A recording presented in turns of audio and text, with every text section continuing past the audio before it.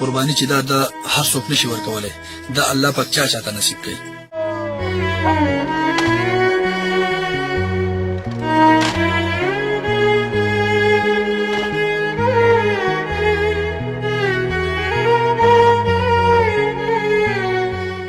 زما نوم محمد وقاص دی.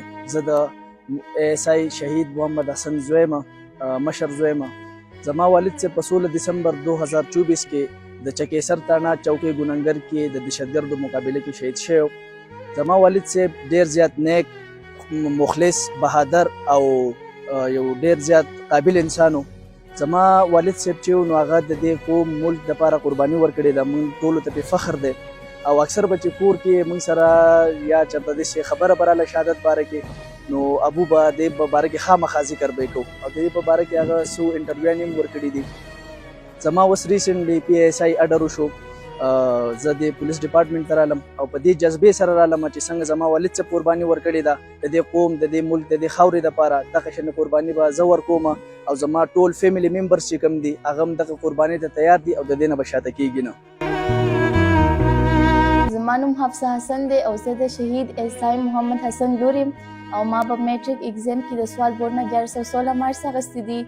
او زما والد صاحب چونکې به سبق باندې ډېر زیات مین و، نو زما والد صاحب وی چې کتاب چې دی دا خپل یو بهترین دوست دی، نو دا خپل یو دوست وګڼئ او دې سره چې کوم دی دې سره مینه پیدا کړئ.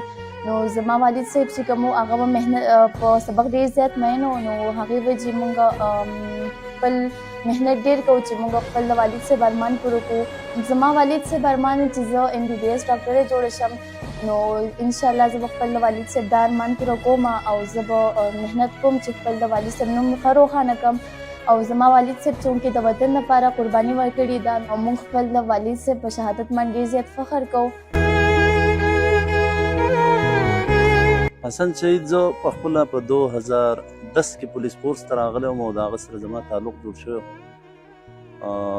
په مختلفو تاڼو کې حسن شهید زما سره کار کړی دی، از د ټیم ممبر پاتې دی. ډېر یو قابل ترین پولیس افسر و، ډېر یو تکړه پولیس افسر و. کله چې دا واقعیات کېده نو د دې نه یو 2-3 ورځې مخکې ما سره دلته په شام کې میلاو شو. اکثر چې به هغه د کوره راته ډیوټۍ له وطن هم به ما سره میلاوېده او یو تکړه پولیس افسر، یو قابل پولیس افسر او یو داسې خوش اخلاقه پولیس افسر چې زه په د خپلو ملګرو کې داسې بل څوک نه وینم لکه حسن شهید. کله چې مونږ هلته ګوننګر ته ورسېدو، حسن شهید مونږ راوچت کړو، نو هغه کلمه شهادت شروع کړه ځان ته او تر د هسپتاله پورې هغه ځان ته کلمه ویله، سورت یاسین یې ځان ته ویلو. نو الله پاک ورله هغه مقام ورکړه کوم چې هغه غوښته.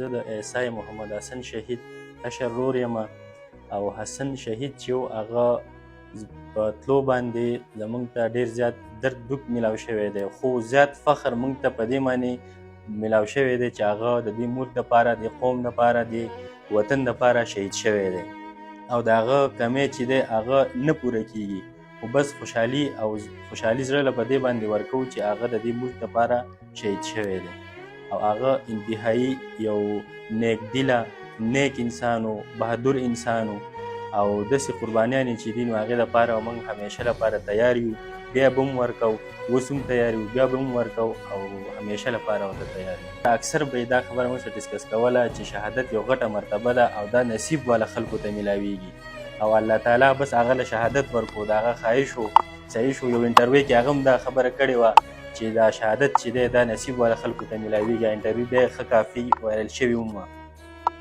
نو د وطن دپاره هغه ډېره زیاته جذبه لرله په زړه کې.